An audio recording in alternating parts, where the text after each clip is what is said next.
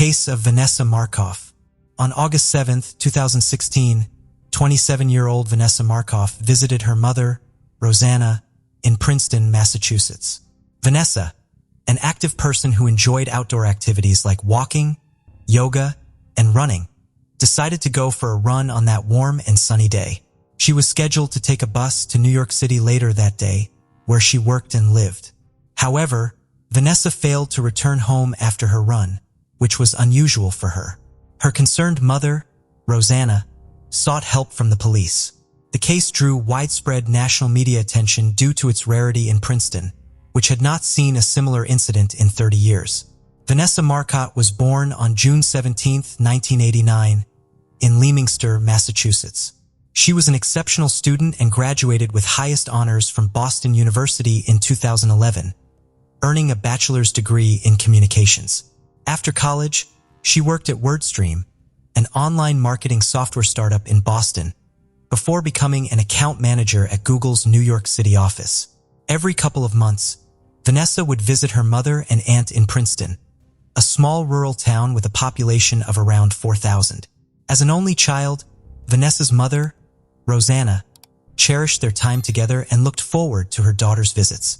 On Sunday, August 7, 2016, Vanessa left her mother's house on Brook Station Road around 1 p.m. to go for a run before catching the commuter bus back to New York later that day. The area she planned to run in was familiar to her. However, when several hours passed and Vanessa failed to return, her mother grew concerned and contacted the police. Officers promptly launched a search, focusing on the route Vanessa was expected to have taken. At 8:20 p.m., a police dog tracked a scent to a densely vegetated area about 60 yards from the road and less than a mile from Rosanna Marcotte's home. There, the search team found the body of a woman who was quickly identified as Vanessa Marcotte. A preliminary examination revealed that her death was a result of a crime. Vanessa's body was found without clothes, and it had burned marks on her legs, hands, and face. The location where the body was discovered was secluded, with no nearby houses, only the road and woods on either side. Vanessa's cell phone and headphones were missing, and despite a thorough search of the surrounding area, police were unable to find them. Investigators believe that the perpetrator had intentionally taken these items to avoid leaving behind DNA evidence. A sneaker with burn marks was found next to the body, and similar burn marks were discovered in other locations. Detectives concluded that the perpetrator had used gasoline in an attempt to destroy DNA evidence. A forensic investigation into Vanessa's death revealed that she was killed by strangulation.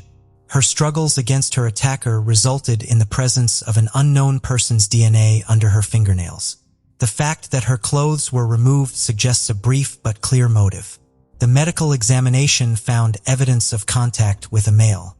DNA testing did not produce a match in either local or national databases. The violent crime sent shockwaves through the small town of Princeton with a population of under 4,000 people. The incident was highly unusual for the area, prompting widespread concern.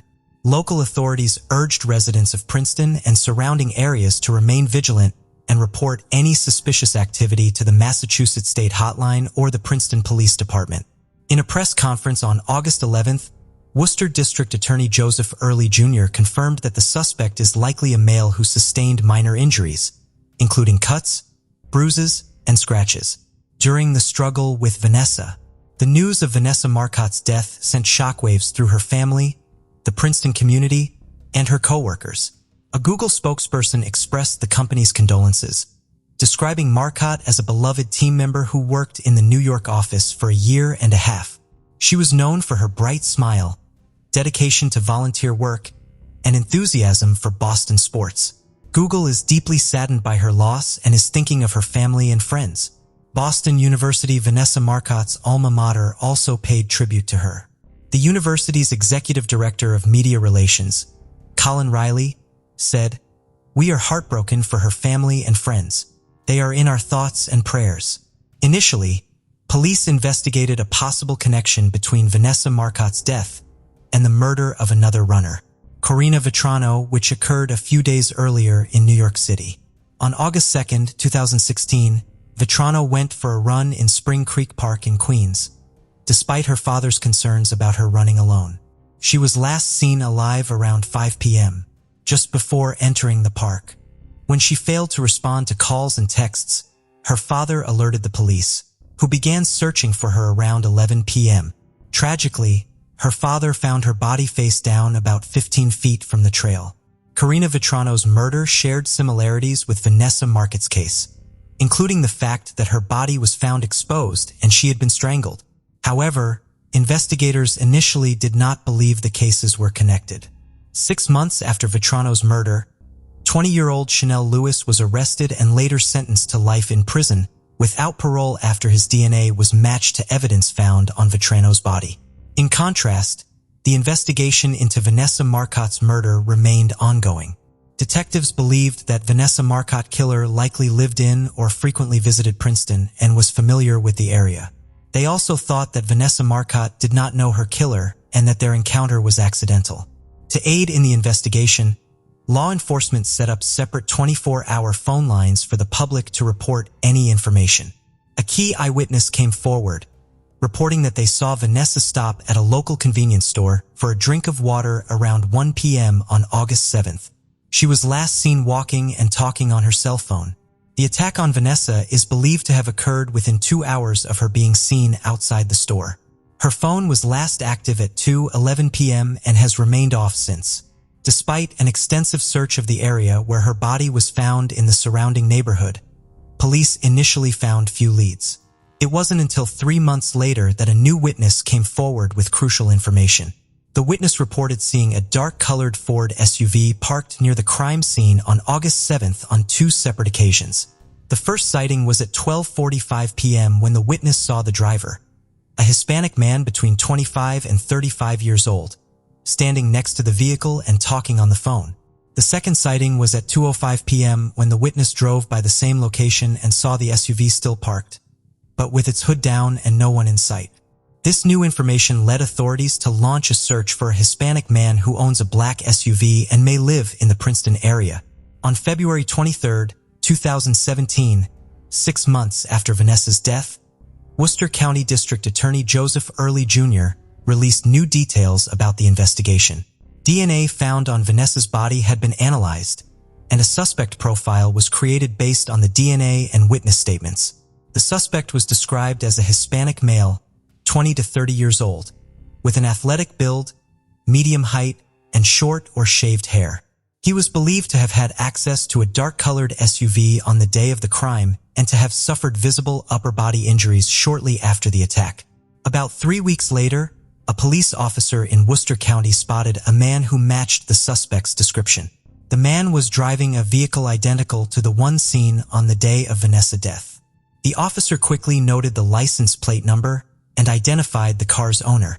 The police then visited the owner's residence, where they found 31-year-old Angelo Colon Ortiz. Colon Ortiz was a 30-year-old husband and father of 3 who had recently moved to Worcester, Massachusetts from Puerto Rico. He worked as a delivery driver for a FedEx contractor and was familiar with the Princeton area, where he often made deliveries.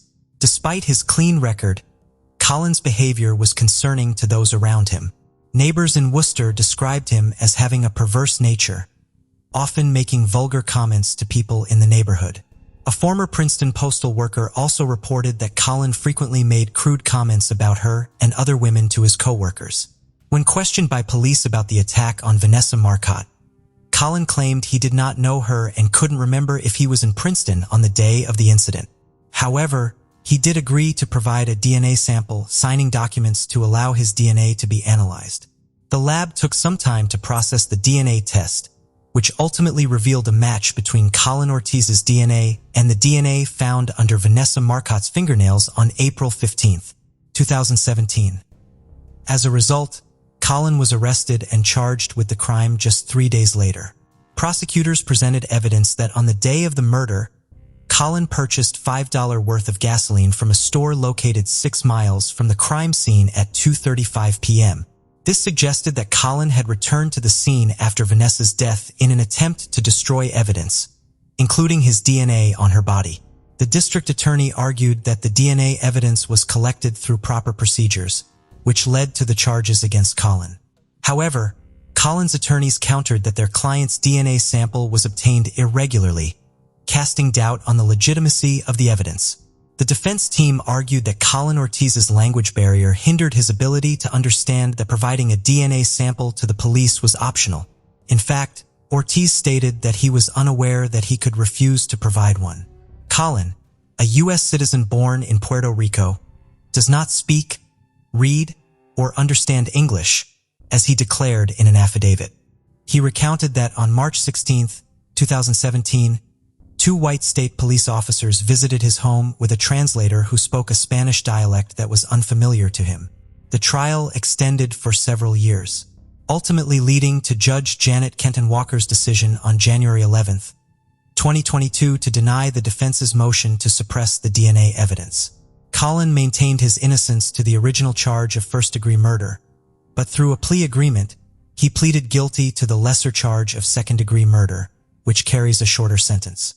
Angelo Colin Ortiz, 36, guilty to the robbery charge and was sentenced to life in prison in October 2022. As part of the plea bargain, Colin will serve 20 years for the robbery charge, followed by a life sentence with a minimum of 25 years before being eligible for parole. This means he will spend at least 45 years in prison before he can be considered for parole. The Vanessa Marcotte family agreed to the plea bargain to avoid a lengthy and emotionally challenging trial. In a statement, they expressed relief that the trial ended in a way that ensures Colin will no longer be able to harm anyone. Vanessa Marcotte's father stated that he is pleased that the monster will be kept off the streets and that he will not live to see Colin's parole hearing. Colin's sentence brings closure to the Vanessa Marcotte family, who can now find some comfort in knowing that justice has been served and that Colin will be held accountable for his actions. Angela was born on April 15, 1975, in the bustling town of Dodge City, Kansas. She grew up as a beloved member of a large family with 10 children.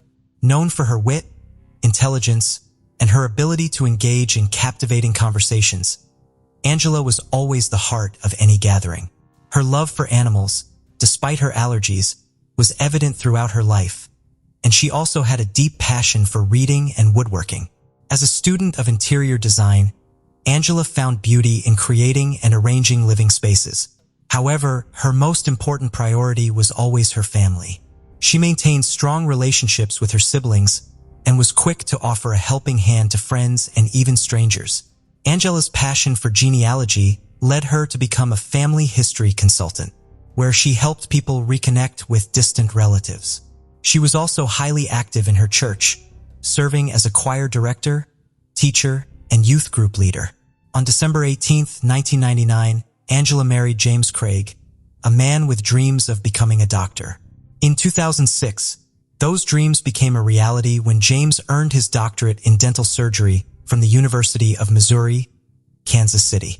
While at the university, James played a key role in establishing the International Dental Program, assisting foreign-born dentists in obtaining their licenses in the United States. By October 2006, James began practicing in Aurora, Colorado. And over the span of 23 years, Angela and James welcomed 6 children into their family. Despite the physical distance, Angela remained close with her siblings, especially her sister, Toni, who lived in Utah. The two spoke on the phone daily and made time for many memorable trips together. With James's dental practice and Angela's deep involvement in the local community, the Craig family seemed happy and content. However, life took an unexpected turn on March 15, 2023 at 11 a.m. when Angela was rushed to the hospital suffering from a debilitating headache, dizziness, and nausea. James was by her side, providing support during the frightening ordeal. Despite the medical team's efforts, Angela's condition worsened by 2 p.m. when she suffered a severe seizure. Doctors acted quickly, placing her on life support as her concerned family sought answers. This was Angela's 3rd hospital visit in just 10 days, with recurring symptoms of headache, nausea, and dizziness. Yet no clear cause had been identified. This time, however, her condition was far more serious, leaving the medical team puzzled. As Angela's condition deteriorated, 2 close friends, Ryan Redfern and his wife, arrived at the hospital. Ryan, a fellow dentist and James's longtime friend from their university days, was also a financial partner in James's dental practice. In 2021, when James faced financial challenges, Ryan stepped in to help save the practice. His wife, who held a doctorate in nursing, was aware of Angela's recent health struggles and wanted to offer support. Angela's symptoms had first appeared on March 5, 2023, after returning from a visit to her sister in Utah. Feeling unwell, she sought medical attention on March 6, but the doctors found nothing alarming, prescribing her standard medication and recommending rest. However, Angela's condition worsened, leading to another hospital visit on March 9th, raising concern among her friends. On March 9th, while Angela was hospitalized, Ryan's wife reached out to James, offering her help. James, though appreciative, assured her that they had things under control at the moment. The next day, March 10th, Ryan's wife followed up, checking in to see if there had been any progress in Angela's diagnosis and offering her assistance again. James, grateful for her concern, acknowledged how challenging the situation had been, marking the beginning of a critical chapter in Angela's health journey. James expressed his growing concern as the doctors had conducted numerous tests, including several blood draws. Thankfully, the regular blood tests came back normal, ruling out autoimmune disorders and diabetes. The main issue at the time seemed to be Angela's blood pressure. Over the course of 24 hours, she had been given 5 liters of 4 fluids, but her blood pressure remained alarmingly low. Despite the medical interventions, Angela still felt quite unwell. The doctors decided to keep her in the hospital for another night, hoping that she could return home the following day. Over the next few days, Ryan's wife continued to check in on Angela's health, offering unwavering support. James shared that additional tests had been run, including an MRI due to a family history of brain tumors, as well as ultrasounds and CT scans of her head, chest, and abdomen. Surprisingly, all these tests came back normal, and there didn't seem to be any medical explanation for her declining health. Without clear answers, Angela was eventually allowed to go home. But a troubling question remained. If all the medical reports showed Angela was perfectly healthy, why was her condition deteriorating by the day? Unfortunately, on March 15, 2023, Angela's health took a sharp turn for the worse. This time, her symptoms were even more severe. She was struggling with extreme dizziness, nausea, and severe stomach pain. Unable to reach James, who was at his clinic, Angela called her brother for help. He rushed her to the hospital where she was admitted around 11 a.m. Upon receiving the alarming news, James hurried to be by his wife's side. In the midst of this crisis, James contacted his partner's wife to share the distressing update and even sent her 2 photos of Angela in the hospital room. Surrounded by medical professionals, Angela suffered a stroke and became unresponsive. Deeply concerned, Ryan and his wife decided to visit the hospital. They sent James a message to let him know they were on their way to offer support during this uncertain time. While en route to the hospital, Ryan received a troubling call from Caitlin, a relatively new office manager at the place where James worked. Caitlin had noticed some odd occurrences that raised questions about Angela's health. She shared an incident that took place on March 6, 2023. Caitlin had been working late at the dental office when James unexpectedly showed up, despite not having any patients scheduled. What struck Caitlin as odd was that instead of heading to his own office, James went down the hall to use a computer in one of the exam rooms. This was unusual because James typically used his own computer in his office, and this deviation from his normal routine seemed strange. About 30 minutes after Caitlin left the office, she received a text message from James. In the message, James mentioned that he was expecting a personal package to be delivered to the office and asked Caitlin to ensure it was received. He emphasized that no one else should open it. On March 13, 2023, the package James had mentioned finally arrived. However, when Caitlin went to pick it up, she discovered that a colleague had already opened it. Remembering James's request for confidentiality, Caitlin resealed the package and handed it directly to James. While repackaging it, something unusual caught her eye: a hazardous material label. The label was affixed to a cylindrical container marked with the words potassium cyanide. Caitlin assumed the chemical might have some medical or dental use she wasn't familiar with, so she resealed the box and quickly gave it to James. Later that day, she noticed James leaving the office, clutching the cylindrical container wrapped in brown paper. Her suspicions deepened. Why was James taking potassium cyanide home? Curious, Caitlin turned to Google to investigate the uses of potassium cyanide. That's when she stumbled upon a shocking discovery. The symptoms of potassium cyanide poisoning closely resembled those Angela had been experiencing. As Angela's condition worsened, with symptoms like nausea, vomiting, and low blood pressure, Ryan arrived at the hospital, still in shock from what Caitlin had told him. He met up with his wife, and together they went to see Angela, who was now on life support. Without wasting any time, Ryan approached one of the nurses on duty, sharing his suspicion that Angela might have been poisoned by James with potassium cyanide. Though taken aback by the unexpected information, the nurse took the claim seriously and agreed to conduct a new round of tests on Angela. Aware of the gravity of the situation, the nurse also dialed 911 to alert the authorities. Meanwhile, James stepped outside to take a phone call, giving Ryan and his wife an opportunity to leave the hospital. However, their departure was interrupted by a frantic call from James, demanding to know why they had left and informing them that the hospital staff suspected he had poisoned his wife. Ryan didn't hold back. He was upfront with James, confronting him about the mysterious package delivered to the dental office and the unsettling contents. He directly asked James why he had ordered potassium cyanide. Backed into a corner, James finally admitted that he had indeed purchased the chemical, but he claimed that Angela had asked him to do so, never imagining she would use it. After the tense phone call, James texted Ryan, pleading with him not to share their conversation with anyone, especially the police. He expressed concern that Ryan's involvement would only harm his family further. James acknowledged Ryan's motivations, but insisted that if Ryan had come to him directly, man to man, rather than involving others, they might have avoided the current chaos. His frustration and anger toward Ryan were palpable. Ryan, however, couldn't shake the feeling that there was more to Angela's deteriorating health. He made a crucial decision and contacted the police, sharing everything he knew, and urging them to investigate further. Later that night, well past midnight, the police arrived at the hospital to discuss Angela's dire condition. She remained on life support with no brain activity. The next day, on March 16, 2023, investigators visited Caitlin, the office manager. That's when the truth began to unravel.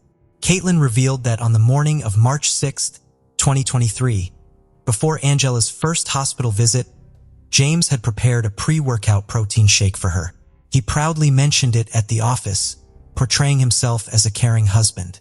However, things took a sinister turn when Angela suddenly became dizzy, and from that moment on, her health rapidly declined. Caitlin didn't hold back, also discussing the suspicious package and her concerns about the potassium cyanide. She explained how this lethal chemical could produce the same symptoms Angela had been experiencing, and in some cases could be fatal. Ryan, who had joined the conversation at the dental clinic, added more to the story, shattering the image of the seemingly happy Craig family. He disclosed that in 2021, when James was facing financial troubles and the threat of bankruptcy, he had confided in Ryan about his marital problems. Shockingly, at that time, James had been contemplating divorce. Even more heartbreaking was James's later admission that Angela had contemplated ending her life in 2022 through an overdose, but James had intervened to save her. According to Ryan, James claimed that Angela's self-harming tendencies became more pronounced when he asked for a divorce in December 2022. Despite these serious issues, James never reported any of Angela's behavior to the authorities or sought professional help for her mental health. This pattern of secrecy and neglect raised serious questions about recent events. To get a clearer picture of Angela's mental state, the police interviewed the couple's 6 children. Surprisingly, they painted a different picture, describing their mother as happy and full of energy, with no signs of the troubling behavior James had mentioned. This contradiction only deepened the mystery and suggested that James might have been fabricating a story to explain Angela's worsening health. As suspicion mounted against James, the police launched a full investigation. They obtained search warrants for both the Craig residence and James's dental office. They also began reviewing James's phone records and text conversations with Angela, dating back to March 6, 2023, the day she first reported feeling unwell. The text messages from that day revealed a disturbing exchange.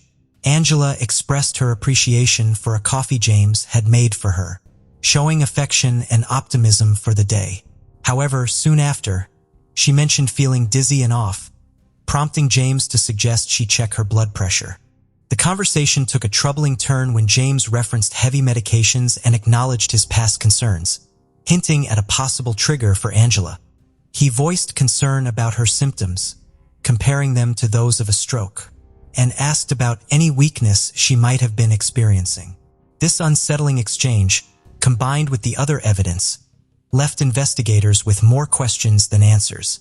Following the unsettling exchange between James and Angela, where he continued asking about her symptoms and offering suggestions, a troubling level of awareness and concern over her condition became apparent. The investigation took a significant turn when the police decided to inspect James' computer. They uncovered 2 email accounts linked to him, along with a disturbing search history related to Angela's declining health, raising more suspicions about his involvement. In February, just a month before Angela was hospitalized, James had searched terms like, "How many grams of pure arsenic does it take to kill a human? And can arsenic be detected in an autopsy?" He had also looked up chemical suppliers in the city, all of which raised red flags during the investigation.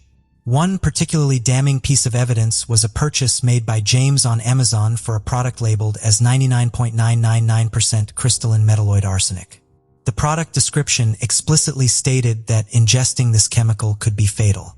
Further probing into James' online activity revealed alarming YouTube videos he had watched. One video titled, "5 Undetectable Poisons That Don't Show Signs of Murder," provided instructions on how to create plant-based poisons. He also conducted 3 more searches related to homemade poison making, specifically from plants. As if that weren't disturbing enough, the investigators found another video detailing the effects of cyanide and arsenic poisoning, highlighting how difficult it is for doctors to detect these substances. The most incriminating piece of evidence came in the form of an order James placed for potassium cyanide. At this point, the puzzle pieces were coming together. It was becoming clear that James had been poisoning Angela all along. But why would someone poison his wife and the mother of his children? Was it related to his desire for a divorce? As investigators dug deeper, they interviewed friends and family members. Angela's sister provided critical insight. She revealed that only those closest to Angela knew the truth about her marriage with James, which was far from the loving facade they presented to the world. She disclosed that James had a history of extramarital affairs with multiple women. Even more shocking, James had confessed to Angela about his addiction to inappropriate online material since his teenage years. One particularly disturbing incident from 5 or 6 years earlier caught the attention of the police. The woman recalled Angela telling her that she feared James had deliberately drugged her. Angela suspected that James had drugged her in order to prevent her from intervening in his activities, shedding light on some of the strange text messages between the couple. However, police remained skeptical of James' explanation about drugging Angela, finding it unreasonable that he would resort to such extreme measures. She also shared that Angela had longed to escape her marriage, a sentiment she had expressed repeatedly over the past 16 years. Yet, every time Angela gathered the courage to leave, James would skillfully manipulate her into staying. Their marital issues extended beyond their personal relationship and into James' struggling dental practice. Further complicating the situation, James had tried his luck gambling in Las Vegas, losing over $2,000 despite being in $2 million of debt. To the police, it became clear that beneath the surface of their seemingly perfect marriage, the Craig household was rife with turmoil. The investigation uncovered even more damning evidence when they found emails detailing round-trip flights from 2 separate occasions. These tickets were reserved for Karen, an orthodontist based in Texas. The emails between Karen and James were far from professional. Their tone was intimate. Karen had filed for divorce in 2022 and had been in a relationship with James, something Angela knew nothing about. Digging deeper, investigators found that these flights were purchased on the same day arsenic was delivered to James' home. This suggested a calculated plan for James to be with Karen on March 16th. One of Karen's emails to James with the subject line, "See you soon," expressed her regret over the events happening in James's life that week. She apologized for not being a part of his world and for keeping her distance. As police gathered more evidence against James, hospital staff fought to save Angela. Tragically, on March 18th at 4:29 p.m., Angela was declared brain dead. She passed away without ever knowing the truth about what her husband had been plotting. Just hours after Angela was removed from life support, James was officially charged with first-degree premeditated murder. He didn't have much time to reflect on the charges because on March 19th, he was arrested. A few days later, James found himself in a Colorado courtroom for his initial appearance. As the charges against him were read aloud, a mix of friends, family, and even some of James and Angela's children watched in shock. The disheveled 45-year-old man in an orange jumpsuit, handcuffed, was a far cry from the smiling blonde man seen in family photos. James Craig, already facing the grave charge of first-degree murder, was also hit with a second charge, tampering with physical evidence. The judge set James' bail at a staggering $10 million. His trial is set for December 2024. A week after Angela's death, new information emerged, revealing that she had not one, but 3 life insurance policies in her name. While it's not confirmed, this raised the chilling possibility that collecting those life insurance payouts might have been part of James' grim plan, along with his affair. Now, Angela's 6 children are left to grapple with the devastating reality of losing their mother while their father stands trial for her murder.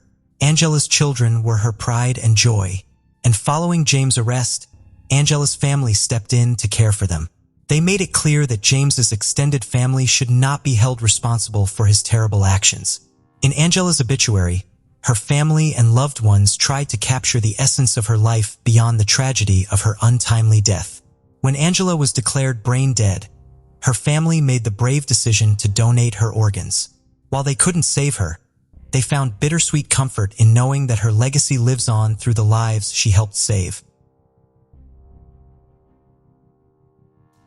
Case of Manjit Panghali.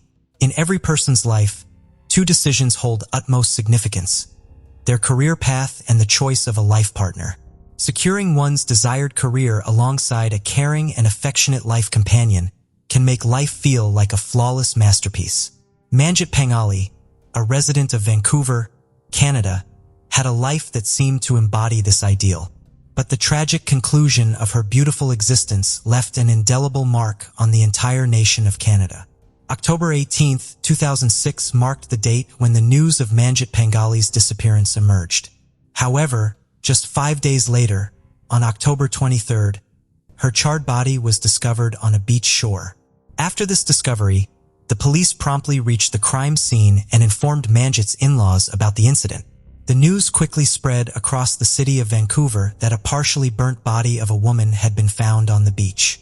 Manjit's family was unable to comprehend why someone would commit such an act against her, as Manjit was known to be a person who always greeted everyone with a friendly smile. However, after months of investigation, the real killer of Manjit was identified, which surprised Manjit's family a lot. But in the end, to know how Manjit disappeared, who killed her, and how the killer killed Manjit, we will also need to know a little about Manjit's background. Manjit was a Canadian resident of Indian origin, residing in Vancouver, British Columbia, with her husband Muktir Panghali and their 3-year-old daughter Maya. Manjit's family had come to Canada in search of a better life and settled in Vancouver. They had worked hard to provide their family and children with every possible happiness. Manjit had a happy childhood. Like any young woman, she also had dreams. She had decided long ago that she wanted to become a teacher. Manjit pursued her education to become a teacher at the university. And it was during this time that she met Muktir. Muktir's family also hailed from India, and he had come to Canada to pursue his career in the teaching field. According to Manjit, Muktir was a cheerful person just like her, which gradually made Manjit start liking him. Their meeting at the university gradually developed into feelings of love. After dating for a while, they eventually decided to get married. When both families found out that they both wanted to get married, they were quite happy. Mukhtir's family trusted that Mukhtir is a good and responsible guy who will always keep their daughter happy. Additionally, Mukhtir's family also liked Manjit as a good girl. Following this, Manjit and Mukhtir got married in 1997. In the eyes of both families, they were a perfect happy couple who were quite friendly and cheerful. However, just a few years later, when Mukhtir's true nature was revealed, Manjit faced difficulties in her married life. Mukhtir belonged to a conservative family, and his thinking was somewhat similar. According to him, Manjit should serve him, and when Mukhtir returned home from work, there should be delicious food ready on his table. But now, Manjit was quite troubled by Mukhtir's behavior. She was a woman of strong determination and hard work. She had never imagined Mukhtir's mindset would be like this. When Manjit told her sisters and friends about the difficulties in her married life, everyone told her that these are just the initial days of her relationship. There are always some differences or arguments between every new married couple. She just needs to be a little patient. After this, along with Manjit, her sister and Manjit's friends also forgot about this matter. Just as Manjit had planned the rest of her life, she had also planned her pregnancy in a similar way. Now, she wanted to become a mother. As a result, 6 years after getting married, her dream also came true in 2003. Manjit gave birth to a daughter whom she named Maya. Manjit was quite happy, and Mukhtir was also very happy. Now Mukhtir spent most of his time with Maya. Mukhtir loved his daughter very much. Because of this, everyone began to feel that perhaps whatever difficulties were coming in Manjit's married life, they had all ended. But this was not true. After Maya's birth, Mukhtir started drinking even more. Whenever he drank, he would stay out of the house until late at night, and when he came home, he expected his wife to have cooked dinner and be waiting for him. But Manjit, who wanted care and support after pregnancy, was quite broken by her husband's behavior. Because of this, Manjit slipped into depression, and the dreams she had once had were now shattering in front of her eyes. Now she understood how big a mistake she had made in understanding Mukhtir, and she was not sure what to do to set her health and future in the right direction. During this time, Manjit does not take any major action and remains patiently at Mukhtir's house for 3 years.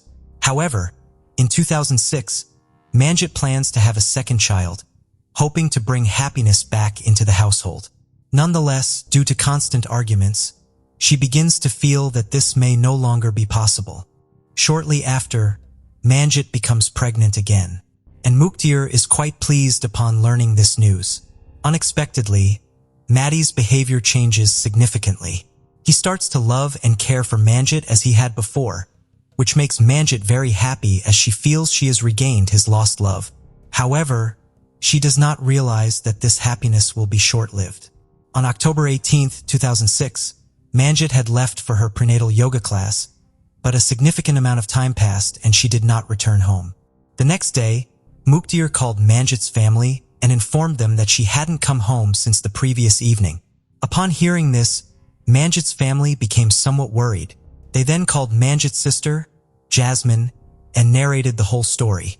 Jasmine also called all of Manjit's friends, but Manjit hadn't gone to any of their houses. In fact, whenever there was an argument between Mukhtir and Manjit, Manjit often left with her daughter without informing anyone. Sometimes going to a hotel or a friend's house, everyone thought that the same thing had happened again this time, and Manjit would return home shortly. However, this time, Manjit's daughter Maya was at home, and this worried everyone a lot, because Manjit loved her daughter very much and never left her alone anywhere. It had been a whole day since Manjit had gone missing, so everyone began to suspect that something unfortunate might have happened to her. Therefore, her husband, Mukhtir, filed a missing person complaint at a nearby police station on the night of October 19th. Apart from this, Mukhtir also called all the acquaintances to inquire about Manjit, but no one had seen her. By now, the news had spread in the media that a married woman named Manjit Panghali had been missing for a few days, and Mukhtir Manjit's husband appealed for her safety and return. During the police investigation, the phone calls of all household members were traced, but the police did not find any significant information. Here too, the date was now October 23, 2006, and Manjit had been missing for 5 days. Manjit's husband and family members became worried when the police informed them that a charred body had been found on the shore of a place called South Delta, and they were asked to come and identify it. When Manjit's family members went there to see, they found that the body was indeed Manjit's. Manjit's body was sent for a post-mortem examination, and the report revealed that she was pregnant with a female fetus at the time of her death. This news deeply distressed Manjit's family, who were left to wonder what wrongdoing their daughter had committed that led to her being brutally murdered by being set on fire. From a logical perspective, Manjit's killer not only took her life, but also the life of the child she was carrying in her womb. The post-mortem report also reveals that Manjit's death was not caused by burning, but rather the killer first strangled Manjit, and then, when she had stopped breathing, attempted to burn her body. During the investigation, the police also found Manjit's car parked at a distance from her dead body. Forensic examination of the car revealed no signs of forced entry or any marks of struggle inside the car. Subsequently, the police first checked Manjit's background, but didn't find any suspects who had enmity with Manjit. Due to this reason, the police suspected that perhaps the killer was someone who knows Manjit well. Hence, the police's direct suspicion falls on Manjit's family members. The police first thought of questioning Manjit's husband Mukhtar. During the interrogation, Mukhtar stated that Manjit has been in regular contact with her college friend Tony for the past year, and they sometimes went to dinner together. After Mukhtar's statement, the police now doubted Tony, and then they searched for and interrogated Tony as well. However, upon talking to Tony, police found out that Tony didn't have any relationship with Manjit as Mukhtar had claimed. Tony and Manjit were just good friends, and this fact was confirmed when Tony answered all questions correctly in the lie detector test. Now the police had to determine why Mukhtar had lied to them. Therefore, the interrogation with Mukhtar resumed. During this interrogation, the police discovered that there was an individual from the families of Manjit and Mukhtar, who was quite close to both of them. In fact, that person's name was Sukhenda, and he was Mukhtar's younger brother. Chena Panghali used to live in the basement of Manjit and Mukhtar's house. However, at Manjit's insistence, Mukhtar had kicked Sukhenda out of the house. Sukhenda was the one who used to persuade Mukhtar to party until late at night and then drink with him. It was because of Sukhenda's influence that Mukhtar's habit of drinking alcohol had increased even more. Manjit noticed how Sukhenda's presence was negatively impacting her life, so she gave her husband Mukhtar an ultimatum: either Sukhenda stays or she stays in this house. Mukhtar faced a difficult choice between supporting his brother or his wife. He decided to ask Sukhenda to leave and remain with Manjit. After investigating the incident, the police initially suspected Sukhenda, but could not find any evidence against him. Sukhenda was able to prove that he was with his friends on the night Manjit disappeared. As a result, the police cleared Sukhenda of any wrongdoing. However, they later detained Mukhtar again for further questioning. By now, the police had determined that the relationship between Manjit and Mukhtar had begun to deteriorate just a few months after their marriage.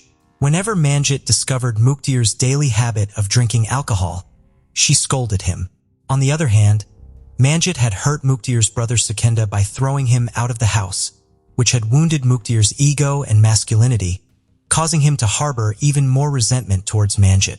However, despite this, there was no solid evidence to make Mukhtar the prime suspect in Manjit's murder case.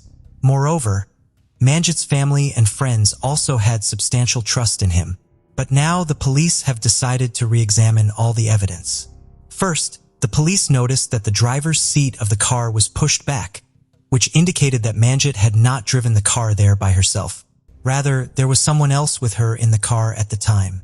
Secondly, Mukhtar had mentioned the location of Manjit's prenatal classes in his statement, and the car was parked near that area. However, during the investigation, it was found that there were no prenatal yoga classes in that area, and the actual location where Manjit used to attend her prenatal classes was approximately 15 miles away from the location provided by Mukhtar. Consequently, Mukhtar's lie was caught. In simple words, Mukhtar told the police that Manjit's prenatal yoga class location was where her dead body was found, but in reality, Manjit's prenatal classes were far away from that place. After that, the police tracked Mukhtar's phone's location and call records. Here, The police discovered that Mukhtar had Manjit's cell phone, in which he had inserted his own SIM and was using it. This revealed to the police that on the evening of October 18th, Manjit had visited Mukhtar's house.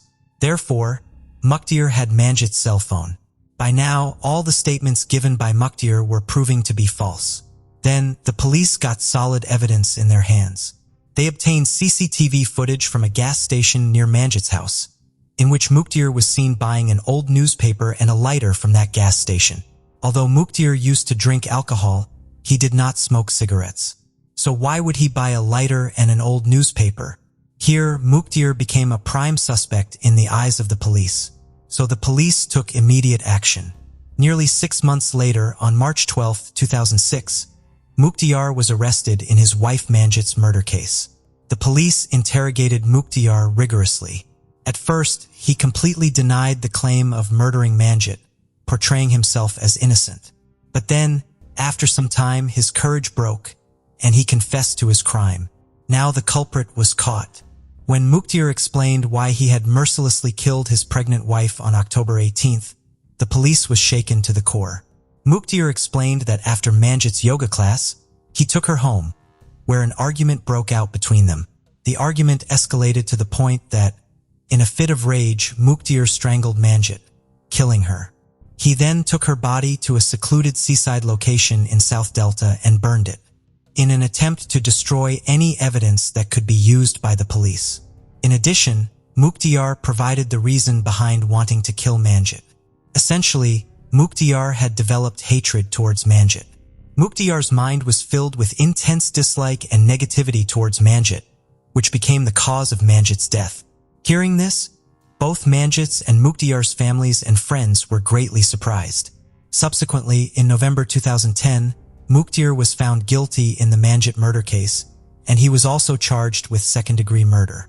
It was a shocking murder that sent shockwaves across the province. Former schoolteacher Manjit Panghali strangled his pregnant wife and then burned her body. Immediately after Mukhtar's arrest, both Manjit's and Mukhtar's families fought a case in court for the full custody of Mukhtar's 3-year-old daughter Maya. However, in the end, Maya's full custody was awarded to Manjit's sister, Jasmine Bambra. Then, in February 2011, Mukhtar was sentenced to life imprisonment. Crown Prosecutor Dennis Murray narrated the incident in the following manner. Immediately after the verdict of the Manjit murder case, Mukhtar killed Manjit immediately after she returned from prenatal yoga classes. Then he took her body to a secluded coastal area in South Delta in Manjit's own car and set it on fire. He delayed filing a missing complaint as much as possible. In December 2010, the Canadian police publicly disclosed Manjit's diary and letters. After this, several media houses extensively scrutinized these letters, revealing that Manjit was clinically depressed.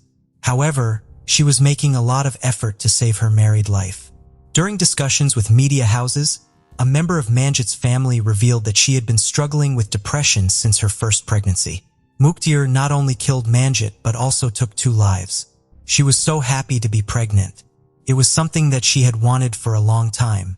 So with that, the Manjit Panghali murder case comes to an end. On July 17, 1982, a woman's body was found by hikers. She was found slumped over a log as if she had been tying her shoe when her attacker shot her twice in the head. She had been sexually assaulted and the bullet holes had been covered with men's underwear. The coroner estimated that she had been dead less than 24 hours before she was found. The victim wore white and yellow shoes, a sleeveless blue shirt, Lee brand jeans with a blue bikini bottom in the pocket, and a blue swimsuit underneath. When discovered, there were 2 sets of footprints leading to the scene from the parking area. One set returned to where a vehicle was parked and continued onto the freeway. At her autopsy, a vaccination scar was located on her left arm and another on her abdomen, possibly from a C-section. They also determined her last meal to be a salad and were able to collect semen from her body. Investigators were able to determine the t-shirt she was wearing was only sold on the West Coast, and so she was either a tourist from out of town or she resided there. She was buried at our Mother of Sorrows Catholic Cemetery in Reno, Nevada, and became known as the Sheep Flats Jane Doe due to being found in the area known as Sheep Flats. In February 2018, a Washoe County forensic investigator went to a lecture on forensic genealogy by Dr. Colleen Fitzpatrick. They were hoping that forensic genealogy could help solve this case, and so they contracted the DNA Doe Project and Identifiers International to assist in identifying Sheep Flat's Jane Doe and her killer. In May of 2019, her identity was finally confirmed as Mary Edith Silvani. Mary was born in Pontiac, Michigan on September 29, 1948 to John and Blanche Silvani, and grew up in Detroit. She was the only daughter and had two brothers, Bob and Charles, both of whom are now deceased. She had lived a very difficult life. Her mother had left her when she was a child and spent much of her life in mental institutions. When she was 16 years old, her father died, leaving her family homeless. And when she died in 1980, she was sadly estranged from her family. Nancy Cumming, a friend of hers during high school, published several photos of her when she was 19 and when she was her bridesmaid. Another classmate, Paula Headley, said Mary had an affinity for art and reading, visited the Detroit Institute of Arts frequently, was quiet and kind-hearted, and never talked about her family. The 1966 McKinsey High School yearbook has a photo of her, but the school has no record of her graduating, and she did not have a senior photo taken. When she was 24, she had a child who she gave up for adoption around 1972. She then moved to California with her brother Charles, who died by suicide 3 months after Mary was killed, and was also considered a John Doe for a brief period. According to family and the LA Times, Charles Silvani was wanted for the fatal shooting of a popular Fresno bar owner in 1972 and killed himself a decade later by jumping off an 11-story building in San Diego. He allegedly was the accomplice in the fatal bar shooting and was later charged and convicted. Mary's other brother, Robert Silvani Sr., stayed in Detroit when Mary and Charles moved to California. He married and had a son, but over the years, he also became estranged from his family, left Michigan, later moved to California, and died in Oregon. His son, Robert Silvani Jr., was 4 when his father left him. He is now in his 50s and says he recently learned a family he never knew of through Mary's death. What Mary did between the years of 1974 to 1982 is unknown. She slowly drifted away from her siblings, and they eventually fell out of contact with one another. She was never reported missing by anyone, and investigators have been unable to locate anyone who knew her at the time. Mary's closest living relative is believed to be her nephew, Robert Silvani Jr., who never met her. He learned about his aunt's death in 2018, when DNA researchers reached out to him via Facebook and told him that they had linked him to a relative of a homicide victim and that they needed his DNA. After finding out that Mary had ties to the New York area, her criminal record was pulled up by the Detroit Police Department. It was discovered that she had been arrested for loitering when she was 25 years old and that her fingerprints were still stored in archives. Eventually, Mary's killer was identified as serial killer James Richard Curry through DNA. His children voluntarily agreed to provide DNA samples and worked with investigators to solve the cold case. This is the first known case of victim and killer both being identified using forensic genetic genealogy techniques. Curry was arrested in January 1983 as a suspect in another murder just 5 months after Mary's murder. He confessed to shooting his former business associates Gerald Novoslatz and his wife Sharon, and also admitted to the shooting of Richard Lemon the year prior, whose body he had kept in his storage unit. Committed suicide by hanging in the Santa Clara County, California jail a day after his arrest, and is a suspect in a 4th murder. Authorities still don't know whether Mary and her killer knew each other, how she wound up near that Nevada hiking trail that day, or where she was headed. Coincidentally, Mary's mother's maiden name was Curry, the same last name as her killer. After 37 years, Mary finally got her name back, and as of May 2019, Mary's case is considered closed.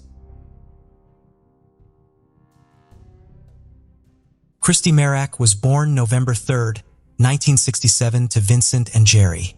In 1992, she was 25 years old and a beloved schoolteacher at Rarstown Elementary School in Lancaster, Pennsylvania. She was living with a roommate in the Greenfield Estates townhouse in East Lampata Township. On December 21, 1992, when she didn't show up to teach her 6th grade class, Her boss immediately knew something was wrong. He hopped in his car and headed to her apartment, hoping he would spot her changing a flat tire on the side of the road. Sadly, he found her door ajar and stepped in and found her dead shortly after 9 a.m. She had been raped, beaten, and strangled to death. She was wearing a coat and gloves, which led police to believe she had been getting ready for work. They found a wooden cutting board next to her body, which they believed someone had used to violently attack her. Previously published reports noted that a neighbor had heard a single scream at 7:15 a.m. Police were also struck by the sheer brazenness of the crime, which had occurred during the daylight hours within a 45-minute window between when her roommate left for work at 7 a.m. and when she usually left for work around 7:45 a.m. Investigators believed that the perpetrator had been watching her or was someone who knew her schedule, according to a 1995 Lancaster New Era story. Citing police, neighbors saw a car pull into a lot directly across from Christy's home shortly after her roommate left for work at 7 a.m. A man jumped out of the car and headed towards her door. Police theorized at the time that Christy either knew the man or opened the door expecting to see someone else. That's when he forced his way inside and no one ever saw him leave. Witnesses described the vehicle as a 1984 to 1991 Dodge Daytona or Turismo hatchback. It was faded silver, dull gray, or faded white in color. Police described the man as white, in his 20s, tall with an athletic build, and sandy blonde or light brown hair, possibly in a crew cut. Police interviewed over 1,600 people over the years, all leading to dead ends. They also looked into her past and checked out every lead, but nothing led them to her killer.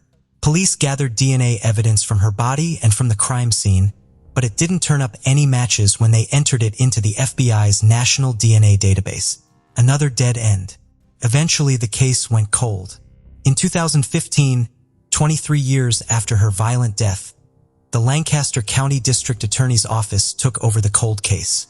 Christine Wilson, a Lancaster County prosecutor, began poring over the case files, often spending her nights and weekends reading and rereading thousands of pages of reports. In 2017, after years of dead ends and disappointment, investigators learned of the new DNA technique called genetic genealogy and began working with Parabon Nanolabs. They uploaded DNA left at the crime scene by the killer to GEDmatch, a public website where people can share their DNA profiles to find relatives. This produced the names of several distant relatives, including a half-sister who had uploaded her DNA to GEDmatch. They then created a sketch of her likely perpetrator and began building a family tree and eventually zeroed in on a suspect. 49-year-old Raymond Charles Rowe, a disc jockey who went by the name DJ Freeze. No one knew how or if Rowe and Christy knew each other, but the two often visited the same social clubs. Coincidentally, Rowe's route to work took him right past Christy's apartment complex. He also drove a white Toyota Celica in 1992, which matched the vehicle that witnesses saw parked in odd places at the complex on the morning of the murder. At the time of the murder, Rowe was 24 years old and lived on East Chestnut Street, for miles from Christy's townhouse. Lancaster County investigators began following Rowe, who was living at 249 Whittier Lane in Lancaster and surveilling his home 24/7. They learned that his next DJing gig would be on May 31, 2018 at the Smoketown Elementary School. This is where they recovered used chewing gum and a water bottle he had used while working in an event as a disc jockey at the school. They used these items to compare his DNA to the DNA found at the crime scene on her body and on the carpet underneath her body, and it was a perfect match. In June 2018, they arrested him for Christy's murder. In January 2019, he pleaded guilty to her rape and murder and was sentenced to life in prison without the possibility of parole. When he entered his guilty plea, he never explained why he murdered her. On August 26, 2021, he requested a new trial claiming he was actually innocent. He claimed he lied during his original guilty plea and that he and she had a sexual relationship and were intimate on the day of her murder, but that someone else killed her. He criticized his attorneys, stating that they kept urging him to plead guilty. He said the conditions in the Lancaster County prison and their coercion eventually wore him down, and he was largely kept in isolation, sometimes with no clothes and only a blanket. He said he lost 25 pounds and had diarrhea every day. He now remains in prison at the Waymark Correctional Institution in Pennsylvania. the case of Chena Brook Edwards. Chena Brook Edwards was born in 1989 in Warrnambool, Australia. Chena grew up with her parents and older brother Tyson. Although her early life and upbringing are not well documented, her loved ones remembered her as an adventure seeker who loved nature, hiking, motorcycling, and animals. She was a kind-hearted, genuine person who formed deep, sincere connections with others, showing generosity, patience, love, and kindness to everyone she met. In 2019, Chena traveled to Georgia, a country that had long fascinated her with its natural beauty, rich history, and landmarks.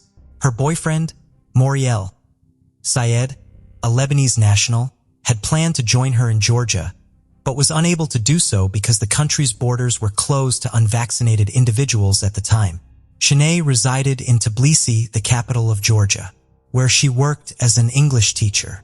This allowed her to support herself financially while exploring the country and visiting new destinations.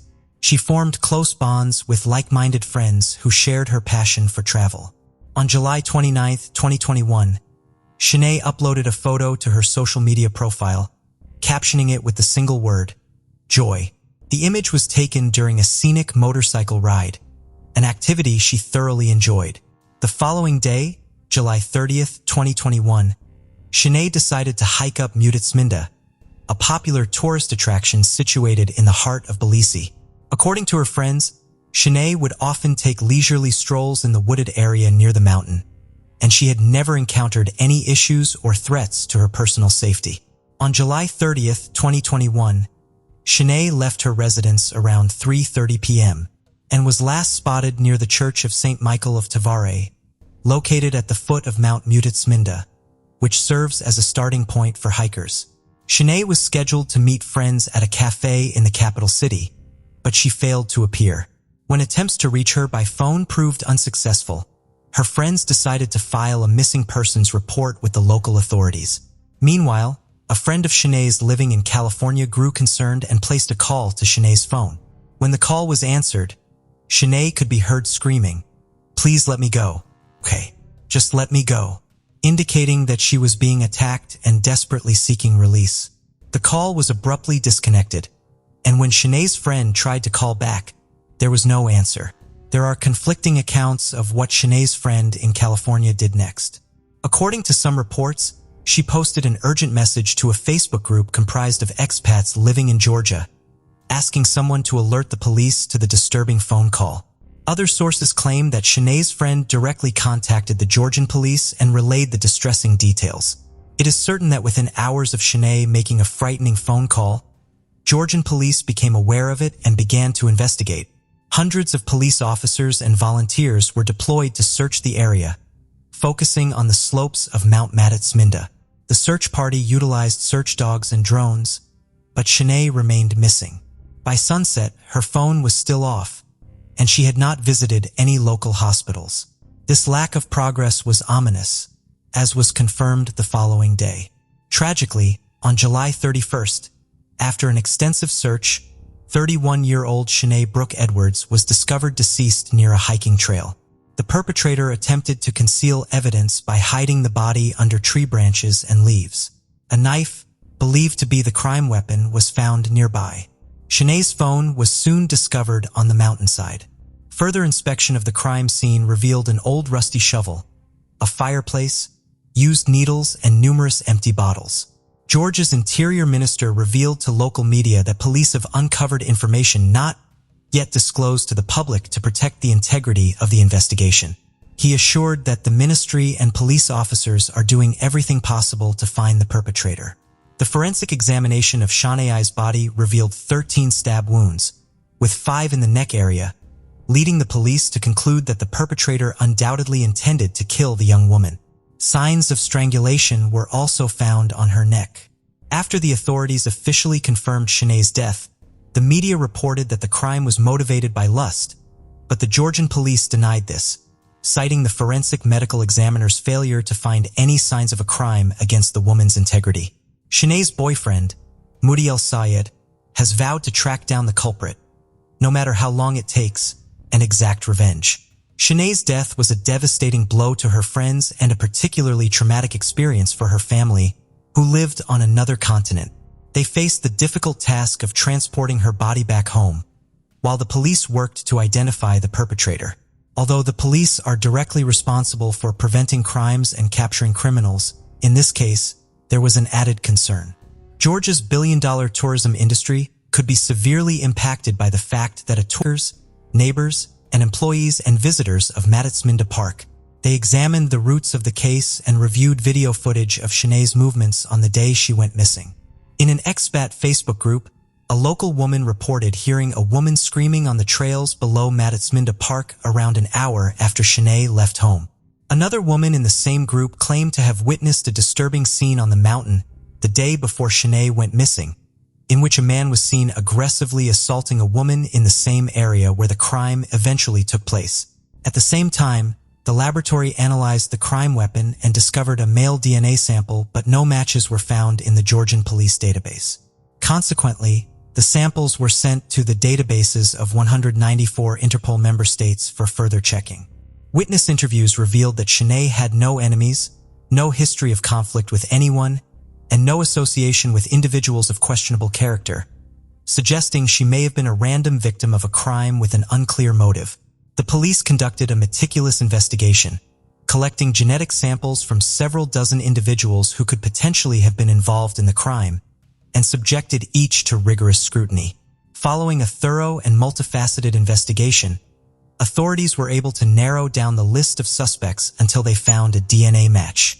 40 days after Chena Brook Edwards' death, the Georgia police released a statement announcing the arrest of a 33-year-old man, Rafael Marsokolov, a Georgian citizen born in 1988. The evidence gathered during the investigation, including testimony, surveillance footage, genetic tests, and other proof, led to his arrest on September 8th. Marsokolov's lawyer stated that his client denies all charges, including robbery and the murder of Chena Brook Edwards, and has pleaded not guilty. The lawyer claimed that Marsokolov was not involved in the case and has chosen to exercise his right to remain silent. After Marsokolov's identity was made public, his image was broadcast on television. A woman from the Georgian capital took to Facebook to share a post revealing that her friend had been attacked by two men on Mount Manjit a few months prior, and although the police were aware of the perpetrators' identities, the case was closed. She suggested that if the police had done their job properly, the Australian girl might still be alive. Additionally, Marsokolov's own Facebook page revealed that he was an activist for the ruling Georgian Dream Party. On September 10, 2021, the Tbilisi court denied Marsokolov's request to be released on bail while awaiting trial, instead keeping him in custody. Police had obtained strong physical evidence, as well as damning testimony from Marsokolov's brother and wife, who revealed that Marsokolov had confessed to the crime at home. He warned them that if they told anyone about his involvement in Chena Brook Edwards' attack, their young child would face the same fate. In October 2021, the Edwards family wrote a heartfelt letter describing Chena's personality and expressing gratitude to everyone who had supported them. They specifically thanked the government of Georgia for its financial assistance in repatriating Chena's body and the Georgian people for their ongoing love, attention, and support during this difficult and tragic period. In February 2022, the first hearing on the case took place under Georgian law. Marsokolov faced a possible sentence of 16 to 20 years in prison. At the trial, he chose not to remain silent and pleaded guilty to robbery. However, he denied intentionally taking Chena's life. The prosecutor disagreed, pointing out that the 13 stab wounds, including 5 to the neck, indicated Marsokolov's intent to kill the victim. After his knife broke, he even strangled Chena. The defense claimed that Marsokolov has mental health issues and was in an abnormal state when the crime occurred. However, a psychological examination found him to be sane, allowing the court to impose a meaningful punishment based on the severity of the crime. The prosecutor noted that Marsokolov's blood tested positive for powerful drugs at the time of his arrest, but this did not diminish his guilt. Marsokolov admitted his guilt and apologized to Chena Brook Edwards' family in his final statement. According to the alleged motive, Marsokolov had intended to steal Chena's iPhone 12, but his plan was foiled when she threw the phone into a ravine. Only 2 people knew what happened that day, and sadly, one of them is no longer alive to tell the tale. The prosecution requested a postponement of the sentencing, as the victim's brother, Tyson Edwards, wanted to attend the hearing. In a statement, Chena Brook Edwards' family urged the Georgian justice system to impose a life imprisonment sentence on Viola Marcotte, citing the tragic and devastating loss of their loved one, who left behind many grieving friends and family members. On March 9, 2022, a trial was held, at which Viola Marcotte was found guilty. Representing the family, Chena's brother Tyson again requested that the defendant be given a life sentence. Marcotte apologized to Tyson Edwards, claiming he was not that kind of person and had simply found himself in this situation. Ultimately, 33-year-old Viola Marcotte was sentenced to 20 years imprisonment, the maximum penalty allowed under Georgian law. Ronald Henry Tamman Jr. was born July 23, 1933, and went by the nickname Ron. He was brought up by a wealthy and patriotic family in Maple Heights, Ohio, a suburb of Cleveland. He was a varsity wrestler, a member of the ROTC, played string bass in a jazz band called the Campus Owls, and was described as handsome, smart, and studious. He had plans to become a stockbroker once he earned his business degree. At the age of 19, he lived in a dorm at Miami University in Oxford, Ohio, and was also the resident hall advisor with a good GPA. The dorm was called Fisher Hall and was a former Victorian mental asylum that had been converted to a dormitory. On April 19, 1953, Ron spent the early evening studying and hanging out with friends. Around 7 p.m., he was seen down the hall in a friend's room, helping him with his homework.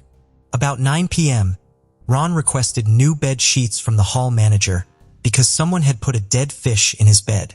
Reports say about 30 minutes later, he apparently heard something outside his room that disturbed him, and he went out into the hallway to investigate, but strangely, he never returned. It is unclear who witnessed him leaving his room and provided this information. Ron's roommate, Chuck Finley, returned to campus from visiting family and came into their room after 10 p.m. and found Ron gone. Chuck had first assumed that Ron was spending the night at his Delta Tau Delta fraternity house and did not report his disappearance until the next day. His clothes, car keys, wallet, ID, bank book, high school classroom, and other personal items were left behind in his dorm room. He also left the lights on, the radio playing, and a psychology textbook lying open on his desk. Curiously, he had actually dropped his psychology course 3 weeks earlier. His gold Chevrolet sedan was not taken from its place in the school parking lot. His bass fiddle was still in the back seat of the car, and he left behind $200 in his bank account. About a week after he disappeared, about 400 students canvassed the area looking for him. Weeks later, his mother reported him missing to the FBI. Authorities have not found any indications of foul play in Ron's disappearance. They theorized that he could have developed amnesia and wandered away, but if that was the case, he should have been found relatively quickly.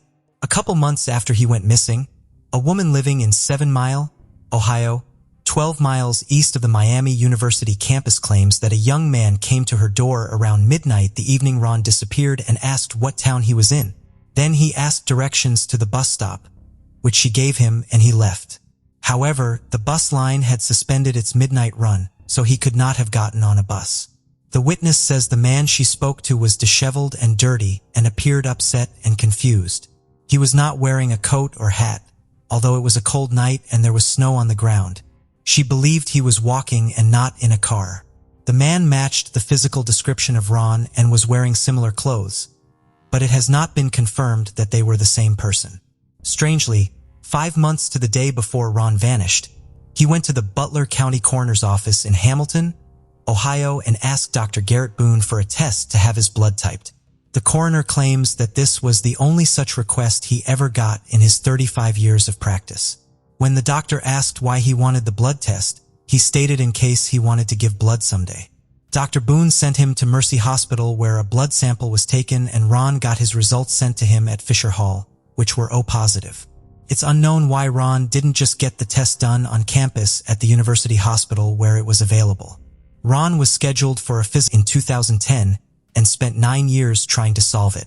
She doesn't think Ron died around the time of his disappearance and thinks he lived for an extended period, perhaps as long as 42 years, which would place his death sometime in 1995. She bases this conclusion on the fact that the FBI discarded Ron's fingerprint records in 2002. Regulations allow them to destroy fingerprint records 7 years after a person's death. Her belief is that Ron's psychology professor was involved with the CIA and that Ron may have been recruited into the agency. When Fisher Hall was demolished in 1978, authorities combed through the rubble looking for any evidence of Ron but found nothing, and as of today, this case remains unsolved. Monica Diane Sanders was born April 15, 1968 to Doris and James Sanders. She was described as a sweet, kind-hearted person that loved children. She graduated from Falk High School and became a fifth-year ballet student. On August 21, 1988, 20-year-old Monica went to a dance club, formerly called The Pines, on Highway 67 in Texarkana, Arkansas, which is now called Electric Cowboy. Her friends were ready to leave before she was, so a man named Johnny offered to give her a ride home so she could stay. She was later seen leaving with 26-year-old Johnny Westbrook, a man that lived only a couple of blocks from her family. Monica had planned a birthday party for her 7-year-old sister, Christy, the very next day, but she never showed up. Concerned, her mother walked over to the neighbor's house where Monica was supposed to have stayed the night. However, Monica was nowhere to be found. They quickly went to police to report her missing, but were frustratedly told that they had to wait 48 hours before making the report. Sadly, 9 days later, her body was found in Mercer Bayou in a wooded area in Texarkana. Investigators say she had been sexually assaulted, beaten, and shot 3 times in the chest, and her teeth had been knocked out. Strangely, her killer neatly folded her clothing and placed them along with her boots next to her body. The man she left the club with that night, Johnny Westbrook, was later arrested and charged with her murder. There were 3 suspected accomplices as well: David Brown, Kendall Payne, and Rick Flippo. One was arrested, but the charges were dropped. The other men were never charged, but all 4 reportedly failed a lie detector test. While interviewing Johnny, police noticed he had 3 scratches on his torso the day after she went missing. They took pictures and questioned him about the scratches, but he gave conflicting stories on how he received them. However, this info was never turned into the jury during his trial for first-degree murder, and Johnny would be acquitted. Her family believes someone out there knows what happened, and they pray that they come forward to give them closure. Because Monica was known for her love of children, the Fox City Park was renamed Monica Sanders Memorial Park. Sadly, it was later vandalized, and as of today, this case remains unsolved. The case of Ada Betty Cuadros Fernandez. Ada Cuadros was born on September 13, 1977, in the coastal town of Chamote, Peru, to Victor Cuadros, a veterinarian, and El Fernandez, a teacher. As the eldest of 4 siblings, Ada consistently excelled academically, winning knowledge contests and enjoying a happy childhood. Growing up, Ada spent a lot of time with one of her sisters on their grandparents' farm, developing a strong connection with nature and animals. This period was one of the happiest times of her life. Ada's family was middle class, not poor but not wealthy either. During her teenage years, she sought ways to contribute financially, forming an entertainment group with her sister and a friend to perform at children's parties. After high school, Ada enrolled in a private university to study law. But unfortunately, her family's financial situation made it impossible for her to continue, and she was forced to drop out. Despite this setback, was determined to succeed and support her family. With the goal of building a better life in mind, Ada applied for a U.S. visa through the lottery program. Like many young people from Peru and Latin American countries, Ada viewed the United States as a land of unlimited opportunities. She was determined to migrate, work hard, earn a better income, and create a brighter future for herself and her family. Her family was overjoyed for her and sold some of their belongings to gather enough money for her journey. Her initial destination was Texas, where she planned to stay with some relatives. In early 2004, Ada started working as a waitress at a restaurant. Later, she found employment with a company that placed nannies in households, which is how she met the Lazarkikic family. The family consisted of Michael, commonly known as Mike, his wife Renee, and their 3 children, Elisa, and twin boys Ryan and Kyle. Little is known about the family's background, except that Mike and Renee got married in 2000, and shortly after, Renee became pregnant with their first child, Elisa. For months after Elisa's birth, Renee was expecting again, this time with twins Kyle and Ryan. The Lazarkikic couple was searching for a reliable nanny to care for their twins when Renee returned to work. Since Elisa was already settled in a daycare where she attended daily and had made friends, they decided to keep her there. After interviewing several candidates, they found Ada to be the most suitable.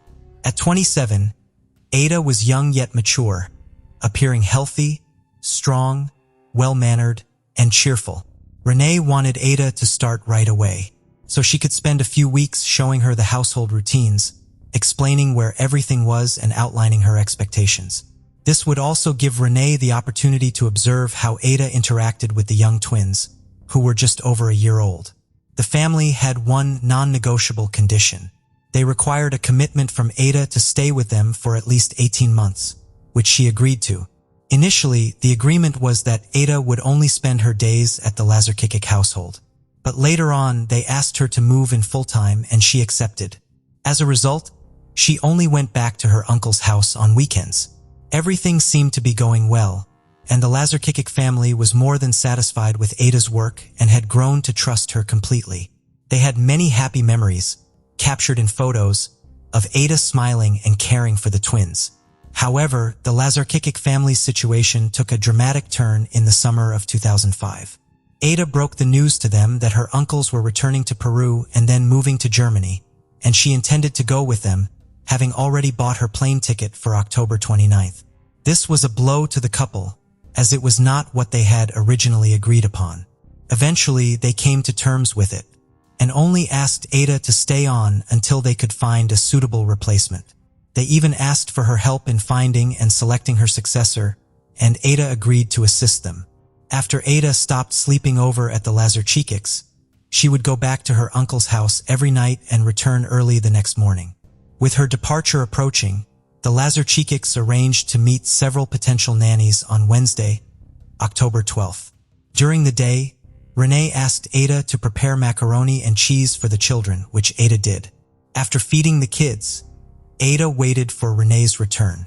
When Renee got back home, she greeted her children, making sure they were doing fine. After conducting some interviews, she spent over an hour with her kids before putting them to bed. Everything appeared normal. However, at exactly 5 a.m. on Thursday, October 13th, Kyle woke up crying, which was unusual since the twins were heavy sleepers who never woke up on their own. Renee got up, went to their room, comforted Kyle until he fell asleep again, and then returned to bed. At 7:30, 2 hours later, Mike entered the children's room, roused them from sleep, gave them a hug and a kiss, and left them in Ada's care before departing for work.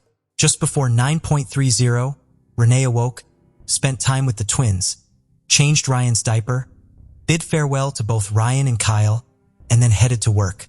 Throughout this period, the children were doing fine, with the only unusual occurrence being Kyle's early awakening that day. Eliza, their older sister, went to daycare as usual, but around 1 p.m., Ada's 911 call marked a dramatic turn of events. In a highly agitated state, Ada reported that Kyle, one of the children, had stopped breathing and was turning blue.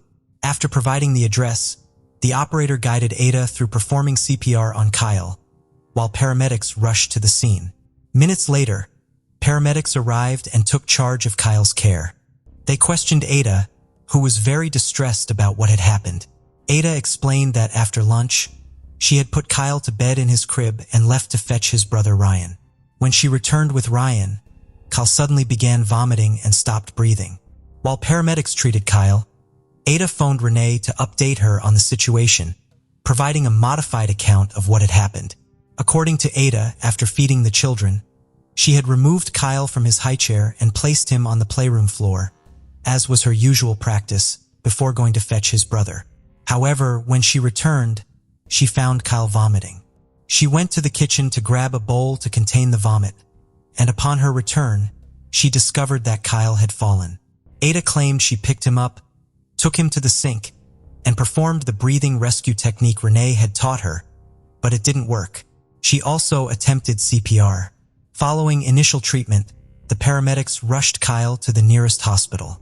By the time Renee arrived at the house, the ambulance carrying her son had already departed, but the police remained on the scene. Renee took Ryan, the other twin, and asked Ada to accompany them. They followed the police, who escorted them to the hospital. During the drive, Renee called her husband and they met at the medical center. Shortly after, the doctors decided to airlift Kyle to the Dallas Children's Hospital via helicopter. The Lazarchikics returned home, leaving Ada to care for Ryan, before heading to the Dallas Children's Hospital. Ada requested they keep her updated about Kyle's condition. Renee worried Ada might be too nervous to care for Ryan, so she called a friend to help at the house. Her friend arrived to find Ada upset, tearful, and concerned about Kyle's fall. Ada explained that Kyle suddenly fell, and she tried to revive him with CPR. She repeatedly expressed her love for Kyle, insisting she'd never harm him. At the Dallas Children's Hospital, the Lazarchik family received devastating news about Kyle's condition. The doctor in charge reported that Kyle had suffered severe head injuries, including multiple bruises on his head, arm, and left shoulder. A neurosurgeon explained to Mike and Renee that urgent action was needed to relieve the pressure on Kyle's brain, but sadly, his survival was unlikely. A child abuse specialist also met with the parents and suggested that Kyle's injuries were consistent with abuse. The specialist emphasized that the injuries were extremely severe, equivalent to those sustained in a severe car accident or a fall from a 6th-floor height. Renee was stunned when she heard the news. At first, she suspected that Ada might have accidentally dropped the child or was too scared or ashamed to admit it. But the doctors clearly explained the severity of Kyle's head injuries, which required a significant amount of force to inflict. This made an accident seem highly unlikely. Renee quickly arranged for another friend to pick up her son, Brian, and take him away from the house. While this was happening at the hospital, Ada became increasingly agitated at home, repeatedly calling Renee's friend to ask about Kyle's condition. When Renee's friend stepped out to pick up her son from school, Ada called her multiple times, inquiring about Kyle. However, when Renee's friend returned to the house, Ada appeared calm, no longer crying or talking. Just then, a police car drove by the house. Upon seeing it, Ada became hysterical, crying uncontrollably and shouting, "No, no, no." She collapsed behind a door, repeatedly insisting that she would never harm Kyle. 2 female detectives arrived to question Ada, as she was the only adult present when the incident occurred and had called 911 to report the injured child. As the detectives arrived at the house, they heard Ada's cries and got out of their patrol car. Inside, they found Ada extremely agitated. Once she calmed down, she explained that she had removed Kyle from his high chair and placed him on the playroom floor to help him burp after a meal. When Kyle started vomiting, Ada went to the kitchen to get a container to catch the vomit, as Renee disliked stains on the floor. While she was away, Kyle turned blue, fell, and started convulsing. Ada claimed she then took him to the living room, called 911, and followed the dispatcher's instructions. During the interview, the other officer called the hospital to get an update on Kyle's condition. Upon learning the diagnosis, the detectives told Ada that her story didn't add up, given Kyle's injuries. Ada suggested that Kyle might have hit his head when he fell on the playroom floor after she left him alone. But the officers noted that the floor was covered with soft rugs, making this explanation unlikely. Ada then proposed that Kyle might have hit his head on the door frame when she carried him on her hip. At the officer's request, Ada demonstrated how this could have happened, adding that Mike and Renee often bumped Kyle's head without any issues. The officer checked the spot where Ada claimed Kyle hit his head, but found no signs of a strong impact.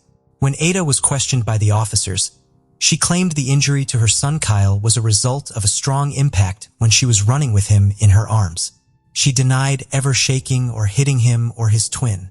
However, the officers remained skeptical as the injury seemed inconsistent with Ada's story. They urged her to come clean, explaining that the truth could be crucial in saving Kyle's life. Despite their pleas, Ada refused to provide any further explanation. The officers reported the situation to their command and took Ada into custody for further questioning. Meanwhile, crime scene investigators arrived to process the house. After completing their work, they gave Renee's friend, who was staying at the house, the all-clear to clean and organize the property in preparation for the family's return. As Renee's friend and several others cleaned the house, they stumbled upon a piece of adhesive tape sticking out from a cabinet door under the kitchen island. When they opened the door, they noticed it was broken and held together by tape, causing it to become misaligned. They simply resecured it with the tape, but found it odd, as Renee was always meticulous about fixing broken items to prevent her children from getting hurt. Their curiosity piqued. They decided to report the discovery to the police. Shortly after, investigators returned to the scene to collect potential evidence. Later, when questioned about the cabinet door, stated that she frequently used that door and had never seen it being held shut with adhesive tape before. By Friday, October 14th, all of Mike and Renee's hopes had been dashed. The doctors informed them that Kyle was clinically brain dead and had no chance of recovery. Amidst overwhelming grief and indescribable pain, the couple made the difficult decision to authorize the removal of life support, after which Kyle sadly passed away 3 days later on October 17th. The detectives questioned Ada, who was imprisoned on suspicion of premeditated assault on a minor. Ada claimed that on the day before the incident, she was preparing macaroni and cheese at Renee's request. According to Ada, Kyle was sitting on the kitchen counter, fell off, and hit his head hard on the kitchen floor. She picked him up, checked for injuries, and found only redness on his ear and the right side of his head. Ada applied cold compressors and gave him a pain reliever. When asked why she hadn't shared this with the other officers, Ada said she thought they wouldn't believe her. She didn't tell Renee because Renee had a severe headache when she got home from work and requested the lights be turned off and the house be kept quiet, due to her migraines. The detectives asked if Ada had fallen with the child, which she strongly denied. During the interrogation, Ada discovered that Kyle had died and broke down in tears for the rest of the interview. The judge charged Ada with aggravated homicide and set bail at $715, an amount neither Ada nor her family could afford, so she remained in custody until the trial. The police hinted that they might charge her with premeditated actions, which could carry the death penalty. The 2005 trial of Kyle's death case heard testimony from the doctor who examined Kyle at Dallas Children's Hospital. The doctor reported that when Kyle arrived, he was already unconscious. Multiple bruises were found on the right side of his head, as well as on the left side of his head, shoulder, and both arms. 2 small hemorrhages forming hematomas were also discovered on the right temple. The doctor identified 3 main areas of hematomas on Kyle's head, indicating 3 separate impacts. The bruises were relatively recent, with one possibly 12 to 16 hours old. Internally, Kyle suffered from brain and retinal bleeding, consistent with severe trauma.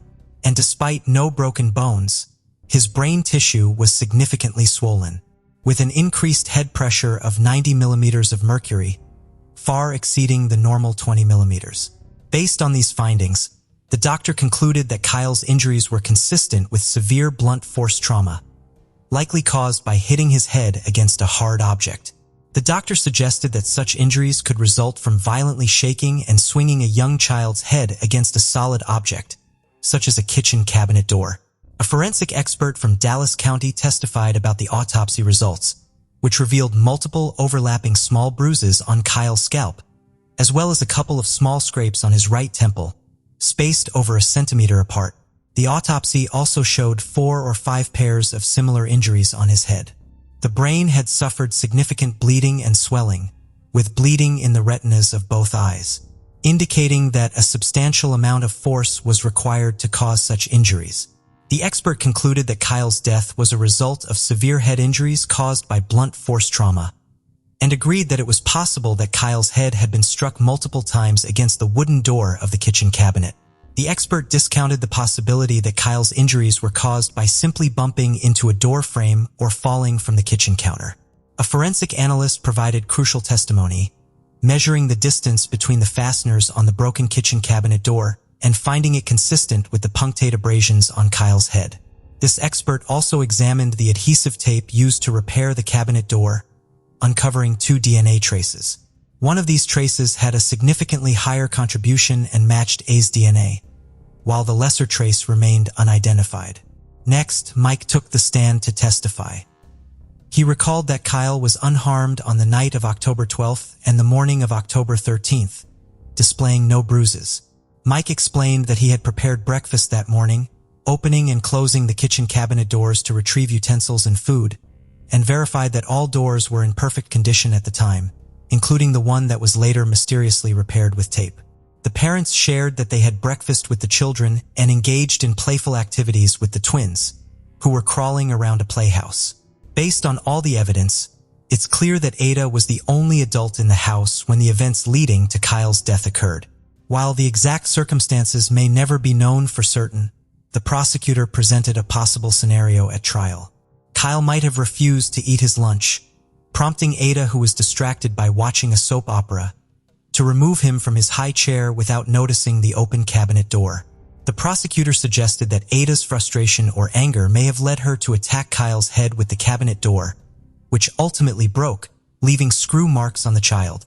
After all the testimonies and closing arguments, the jury went to deliberate. Upon returning, they found Ada Cuadros guilty of capital murder of a child under 6 years old. As the verdict was read, Ada's mother, El Fernandez, who had traveled from Peru when her daughter was arrested, stood up and shouted that she would free because she was innocent.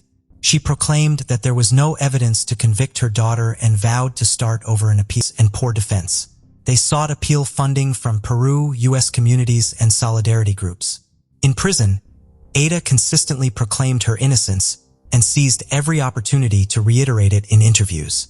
Her persistence eventually paid off when, in 2009, her lawyers filed an appeal, highlighting 5 specific mistakes made during the initial trial. The appeals court reviewed the case and dismissed 3 of the claims, but upheld 2. This was sufficient for the judges to quash the conviction and declare the trial null and void due to irregularities. In the aftermath of this ruling, Ada's family launched a new fundraising campaign to raise the $100,000 required to cover the costs of a new trial. It took 3 more years to prepare for the new trial, which finally began on July 10, 2012. The jury selection process started with over 100 candidates, and eventually 12 jurors were chosen. The trial was held at Collin County's Justice Hall. The defense team argued that Kyle's head injury occurred on October 12th, when he fell from the kitchen counter. They claimed that the situation worsened the following day, when Ada accidentally hit Kyle's head on the door frame while carrying him in her arms. This time around, the defense presented a new piece of evidence: testimony from a forensic expert with 40 years of experience. The expert suggested that some of Kyle's bruises might have been caused during his hospital stay, specifically when doctors inserted a catheter to assess brain swelling. However, the prosecution strongly disputed this new testimony. Additionally, David Gardner, an employee of the kitchen cabinet manufacturer, testified for the defense. He proposed alternative explanations for the broken cabinet door, although he didn't entirely rule out the possibility that Kyle's head could have been struck against it. A pivotal moment in the trial came when Mike took the stand, recounting the heartbreaking final 2 days of Kyle's life. Mike described how Kyle was hooked up to multiple tubes and machines and ultimately being removed from life support with his parents by his side as he passed away. The defense team insisted that there wasn't sufficient evidence to convict Ada, but the prosecution countered by emphasizing the medical findings and the numerous inconsistencies in Ada's story. Following the conclusion of the trial, the jury deliberated for 5 hours, even requesting to review the 911 call recordings once more. In the end, they delivered a verdict. Ada Cuadros, age 33 at the time, was guilty of capital murder, and she was sentenced to life in prison without the possibility of parole. In prison, Ada occupied herself by joining the volleyball team learning Braille and entering an art competition in which she won with a portrait of the Virgin Mary. She sold her winning artwork to raise money for a new appeal. Despite being behind bars, Ada remains adamant that she is innocent and her spirit remains unbroken. From her cell, she and her family persist in their efforts to secure an appeal, hoping to prove what they believe to be the truth. Darlene Tilly was born November 1, 1966 to Donnie and Patricia. She was described as a quiet, loving, passionate person. On September 14, 1980, 13-year-old Darlene and her best friend, Tammy Carden, spent the afternoon playing softball and hanging out at the Glen School ball field. Darlene was planning to walk home, and Tammy offered to walk with her, but Darlene declined and said she would walk alone. She was last seen by multiple witnesses walking on a service road near the woods north of Durham near I-85 about 530. 2 months later, on November 15th, hunters found her body in an area known as the Flats, about 60 to 70 feet off the Oxford Highway near Technica Parkway. It was located in an open field 8 miles from her home near railroad tracks. The coroner reported that she died of blunt force trauma and multiple stab wounds. In an unfortunate incident, the results of her autopsy were later destroyed when the pipes burst in the courthouse where the records were being held. Darlene's unsolved murder is currently the oldest unsolved murder in North Carolina history, and as of today, this case remains unsolved.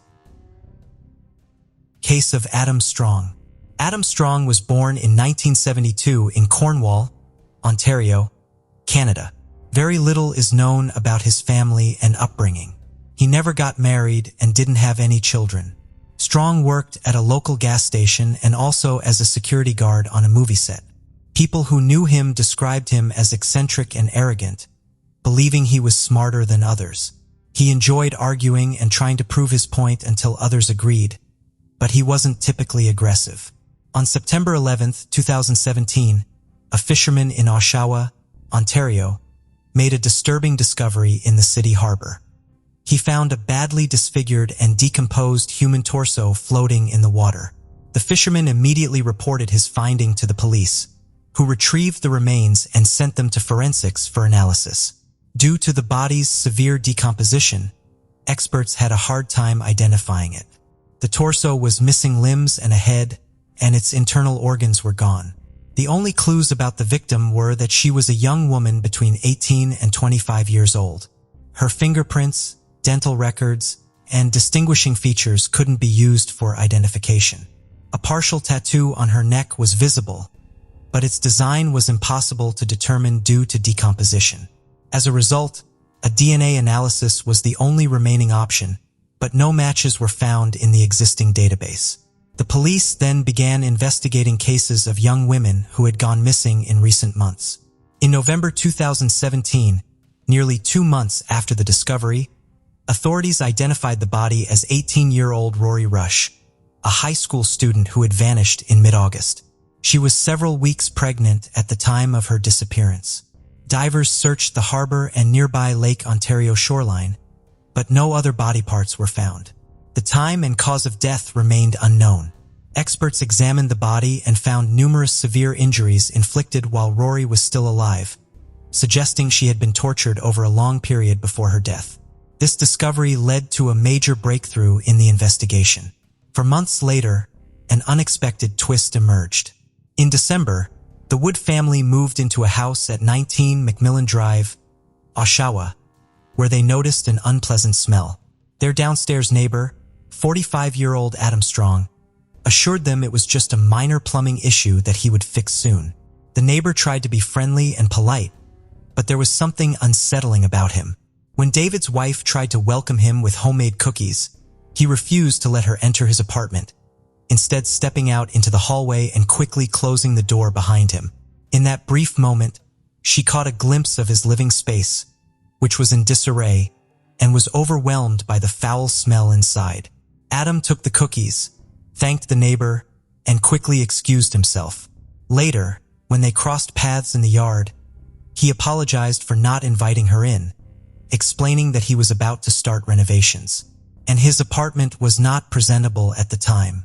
Despite his polite demeanor, He seemed visibly nervous. As the Wood family settled into their new home, they tried to ignore the unbearable smell. However, on December 29th, they finally called a plumber to investigate a sewer blockage, which had intensified the stench. Although the issue seemed minor and easily solvable, the discovery the workers made in the pipes was shocking. Even to experienced forensic experts, human body parts had been found. Sean Fenn, a plumber, and his partner were called to the Wood family's apartment to fix a clogged refrigerator drain. However, when they arrived, they were met with an overwhelming stench, which they soon discovered was coming from the apartment below, belonging to Adam Strong. Upon entering Strong's apartment, the smell intensified, becoming almost unbearable. Sean, an experienced plumber, had never encountered anything so foul-smelling in his career. While working to clear the pipe, Strong's behavior became increasingly strange and nervous. He refused to leave the area, constantly asking questions about the process. The plumbers tried to ignore Strong's antics, but what they discovered next would be shocking. As they extracted the blockage, they found over 10 kilograms of entangled flesh, hair, and bone fragments, including disfigured human fingers. Strong remained surprisingly calm, asking how the remains ended up in the pipe. Fenn immediately called the police, suspecting they had stumbled upon human remains in the pipes. When the police arrived, they confirmed the discovery of human flesh. Instead of denying the allegations, Strong calmly admitted that Rory Rush's body parts were stuck in the pipe, with additional remains stored in his freezer. A search of the freezer revealed a severed head, limb fragments, and more, all packed in plastic bags. The apartment was in disarray, with dirty dishes, rotting food, trash, and empty pizza boxes littering the floor. The police also found numerous adult magazines with sadistic content, as well as intimate toys, gags, whips, handcuffs, and devices for binding and hanging, suggesting a disturbing atmosphere. Adam's social media profiles openly displayed his interest in BDSM practices, with explicit photos and videos. Although he didn't have a long-term partner, several former partners accused him of being abusive, leading to their breakups. He wrote reviews of adult films and magazines, indicating he spent most of his free time consuming such content. Behind his calm exterior, he led a secretive life. The police cordoned off Adam's residence, treating it as a crime scene. The initial investigation suggested that they had a lot of work ahead, with potential discoveries that could be just as shocking as the head found in the refrigerator. Notably, the evidence found led investigators to suspect that the discovered body parts belonged to Rory Hash, whose torso was found in a water body 4 months earlier. A distinctive tattoo on the neck and DNA analysis supported this theory. In Adam's house, investigators found disturbing evidence of a gruesome crime. Hidden among piles of trash were the blood-stained clothes and shoes of Rory Rush, later confirmed to be the missing schoolgirl. The bedroom, where her bed was found, was covered in her blood, with splatters on the walls, furniture, and ceiling. A dissection table was found in the kitchen, suggesting that the suspect had dismembered and gutted the girl there. The entire area was contaminated with blood, skin particles, hair, and bone fragments. The bathroom was equally appalling, with dirt, blood, and signs of brutal acts everywhere. It appeared that Adam had attempted to dispose of the body by flushing it down the toilet in parts. But when this failed, he tried to fix the blockage himself. A large collection of sharp weapons was also found in the house, likely used to dismember the girl's body. Rory Hash was born in 1999 to a single mother, Shannon Dion. Despite her father's absence, Rory grew up in a loving environment. Thanks to her mother and grandmother, her family had a unique background, with her maternal grandfather founding a motorcycle club and being a skilled boxer with ties to the criminal underworld. Rory had a peaceful and carefree childhood, excelled in dance, and was an award-winning student. At 13, she received an award as the best cadet of the year in her local army unit. However, her life took a dramatic turn at 15 when she got introduced to drugs by a friend and became dependent. She began associating with questionable individuals, neglected her studies, and eventually stopped attending school altogether. For about a year, Rory's family tried to get her help for her addiction, but she would relapse every time. At 17, She ran away from home and turned to prostitution to support her drug habit. Then, her mother got her into a specialized program for teenagers with addictions, which forced her into treatment. This time, the efforts paid off and Rory was able to get back on track. She got a job, studied remotely, and eventually earned her high school diploma. She started planning for college and began a serious relationship with a boy named Anthony. In June 2017, Rory told her mother that she was pregnant and planned to keep the baby. However, Rory's mother didn't know that her daughter had started using drugs again. Rory met with Constable Christopher Crane at a shopping center in mid-August. He had been monitoring her for 18 months to keep her away from negative influences. During their meeting, Rory confessed that she had started using drugs again and lost her job a month prior, often exchanging sexual favors for money or drugs. Constable Crane was deeply disturbed by her revelation and promised to help. He stepped away to make an urgent call to arrange for her hospitalization. However, when he returned, Rory was gone, and the constable was unable to find her. The next day, Rory's mother and uncle took her to the hospital after finding her incoherent due to substance use. They left her in the emergency room queue and stepped out for about an hour. When they returned, they were shocked to discover that Rory had vanished, and sadly, she was never seen alive again. A review of hospital surveillance footage showed that Rory simply got up and left the hospital on her own. Her family reported her missing the next day, but despite an extensive search effort and widespread social media attention, no one was able to find her. It's likely that her addiction led her to seek out drugs at Strong's house, where she may have exchanged sexual favors for them. After Adam alerted the police to the location of the remaining body parts, an investigation was launched. Investigators expected him to cooperate, but instead, he became unresponsive and refused to answer questions at the police station. He remained calm and denied any wrongdoing. Because there was no direct evidence linking him to the girl's murder, Adam was only charged with desecrating a body. His lawyer's efforts to secure bail were unsuccessful, and he was held in jail awaiting trial. The investigators struggled to find an effective approach to questioning him, trying to elicit an emotional response that might provoke a confession. Strong was evasive when questioned about Rory's presence in his house and what he did to her, but openly discussed his fondness for bladed weapons and extensive knife collection.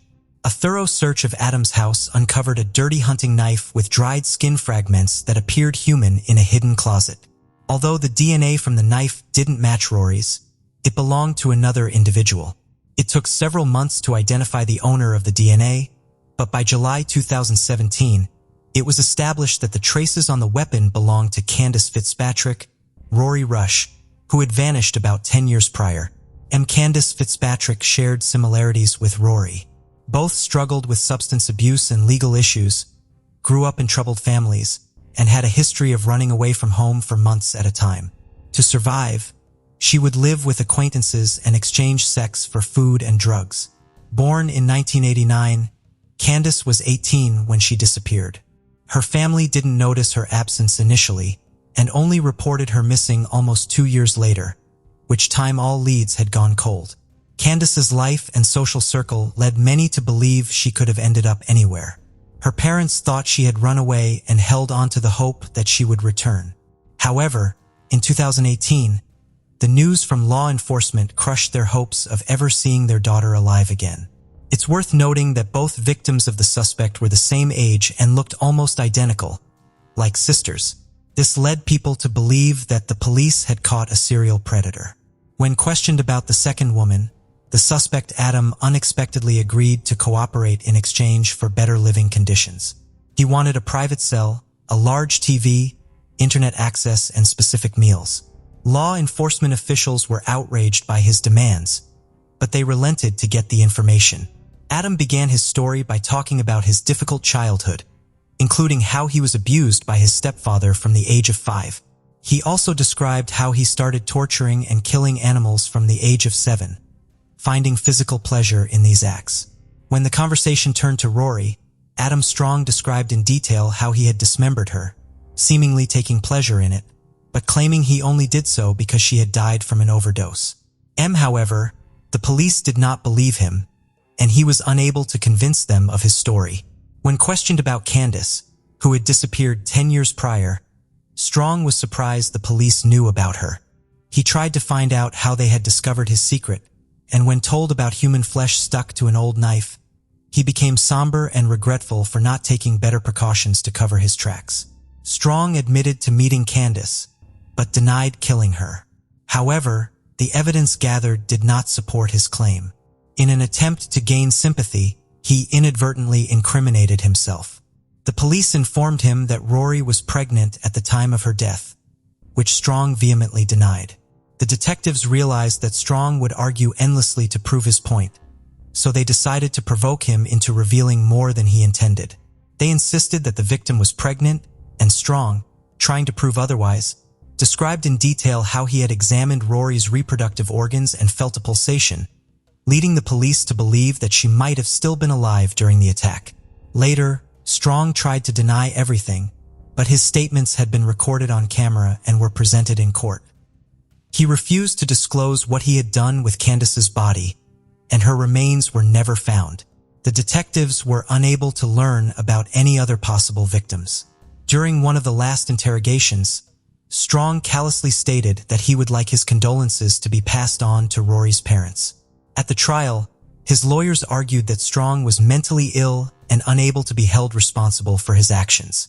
However, a psychiatric evaluation determined that despite certain disorders, Strong was aware of his actions and could be held legally accountable.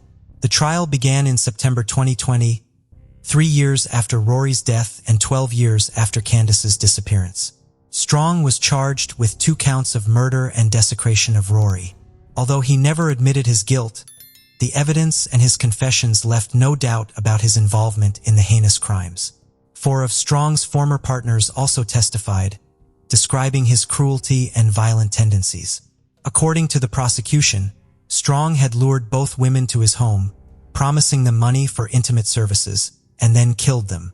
Adam Strong brutally murdered his victim, subjecting her to a prolonged and agonizing ordeal. He likely killed her out of fear that she would report him to the authorities.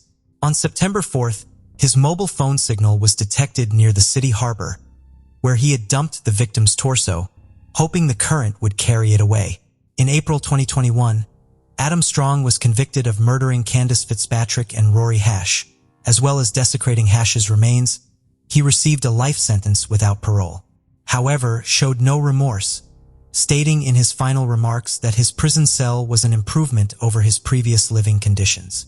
6 months into his sentence, Strong unexpectedly revealed the location of his first victim's remains. The police followed his directions, and after several months of searching, they discovered human bones. DNA testing confirmed that the skeleton belonged to Candace Fitzpatrick, which was officially announced. Investigators believe that there may be additional victims in the Adam Strong case, possibly including at least one more woman. Notably, when Strong was initially arrested, his personal belongings were confiscated, including a chain with 3 rings. He later requested the items return, stating that the rings held sentimental value. Relatives of Rory and Candace later identified 2 of the rings as belonging to their dead daughters. However, the 3rd ring remains unidentified, sparking speculation about potential additional victims. 21-year-old Partina Epps lived in Inglewood, California in 2005. On April 26th, Partina's body was found lying in a carport in Gardena, California. Someone was backing out of one of the 4 stalls in the carport and then discovered her. A medical examiner determined that she had been strangled. Investigators found fingerprints that did not belong to Partina on her purse. There was also DNA from a man at the crime scene. They theorized that it belonged to the person that ended her life. Technology was not advanced enough for them to identify the culprit. Investigators could not find other useful leads, so the case went cold. In 2021, investigators took another look at Partina's case. They resubmitted forensic evidence from the crime scene using new technology. This led them to 56-year-old Charles Wright.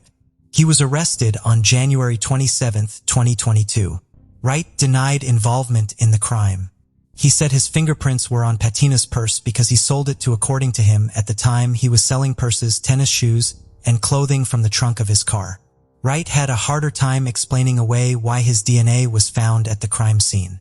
Wright has been working as a teacher since 1999. He said he resigned from Inglewood Unified School District to fight the case against him. This is what he had to say. "I didn't do this. The thing is, everybody that knows me knows that I used to sell bags and clothes out of my car. That's the only possible way could happen." He said he believes people who purchased bags from him during that time period could confirm his story. County Administrator Erica F. Torres, head of Englewood Unified, told staff and parents in a letter dated Saturday that the district learned of the accusation the day before and that Wright would no longer be teaching at any of its schools. Wright is scheduled for arraignment on June 28, 2022. Authorities said that anyone with 79-year-old Viola Hagen lived alone in an apartment in Anaheim, California, 1980. On February 18, 1980, a neighbor of Viola became concerned about her whereabouts. Viola was often seen walking around the apartment complex, but she hadn't been seen for 2 days. The neighbor stepped inside Viola's unit and found her lifeless body. She had been assaulted and strangled. Over the years, detectives attempted to solve the case, pursuing new leads or bits of evidence, but failed to identify a suspect, and the case went cold. In September of 2020, the case was reopened. This time, investigators turned to genetic genealogy, which has been used to solve hundreds of cases across the U.S. Investigators used DNA found on Viola and compared it with genetic profiles on genealogy databases.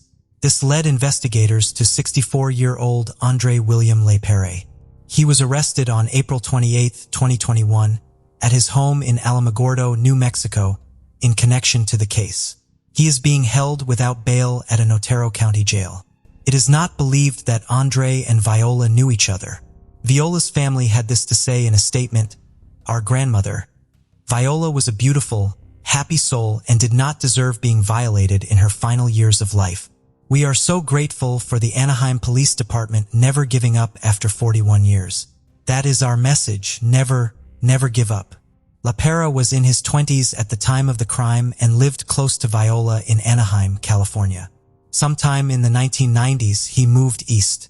He split his time between Arizona and New Mexico. LePere worked as a plumber and a truck driver. He married twice and had 2 children. Investigators had not established a motive for the crime. In February of 2022, LePere was convicted for the crime. He will be sentenced on May 13th. Thank you for joining us on this journey into the depths of unsolved mysteries. Cold cases not only challenge our understanding of the past, but also ignite our curiosity and determination for answers. Remember to subscribe to stay updated on our latest investigations. And if you have any stop seeking the truth.